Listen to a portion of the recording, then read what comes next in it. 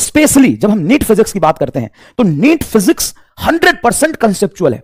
आपको रटने से, रट्टा लगाने से दूर भागना पड़ेगा। आपको नीट फिजिक्स में अगर 160, 170, 180 नंबर लेके आने हैं, 160 प्लस अगर आपको नंबर लेके आने हैं, दो ही चीज याद रखना चाहिए। 160, 170 प्लस नंबर चाहिए तो एक ही चीज याद रखना, क्या?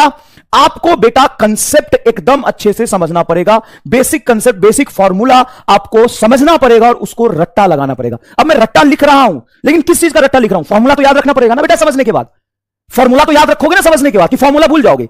फॉर्मूला तो याद रखना पड़ेगा। तो भाई इस बार नीट का पेपर देखो, इससे पहले नीट का पेपर देखो, उससे पहले नीट का पेपर देखो, 70 से 80% सवाल डायरेक्ट फॉर्मूला पे आता है। 70 से 80% सवाल डायरेक्ट फॉर्मूला पे आता है। तो सबसे पहली बात, आपको बेसिक कंसेप्ट एकदम फील करना पड़ेगा भाई, एकदम जान लगा के विजुअलाइज करा के बेसिक कंसेप्ट समझाऊंगा और फील कराऊंगा। उसके बाद फॉर्मूला आपको प्रैक्टिस करना पड़ेगा हर बार। जब भी फिजिक्स की क्लास खत्म हो जाए, तुमको एक कॉपी लेना है। फिजिक्स की क्लास खत्म होते ही तुमको एक कॉपी उठाना है। कॉपी में ये प्लेन पेज लेना है, लेक्चर बंद करना है और इस पेज पे लिखना है कि आज इक्वेशन ऑफ मोशन में कांस्टेंट एक्सीलरेशन का केस समझाया था सर ने, ये स्पेशल केस समझाया था, ये यहां लगेगा, ये यहां नहीं लगेगा। आपको खुद लिखना है बेटा। ये बहुत बड़ा काम है, रॉकेट साइंस है कि बहुत इजी है। ये तुम कर पाओगे? हां या ना में जवाब दो। क्या तुम ये काम कर पाओगे?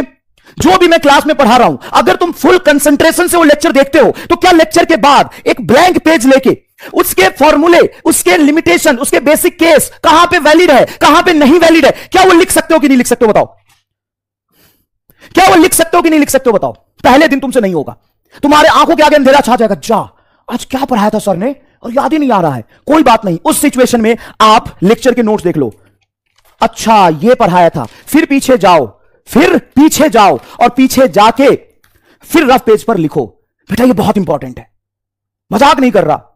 और ये सभी लोगों को क्या करना है? प्रैक्टिस करना है। क्लास के बाद एक रफ पेज लेना है, रफ पेज में फॉर्मूला रफ में लिखना है, थ्योरी, उसके स्पेशल केस, उसके लिमिटेशंस, ये आपको लिखने ही लिखने हैं।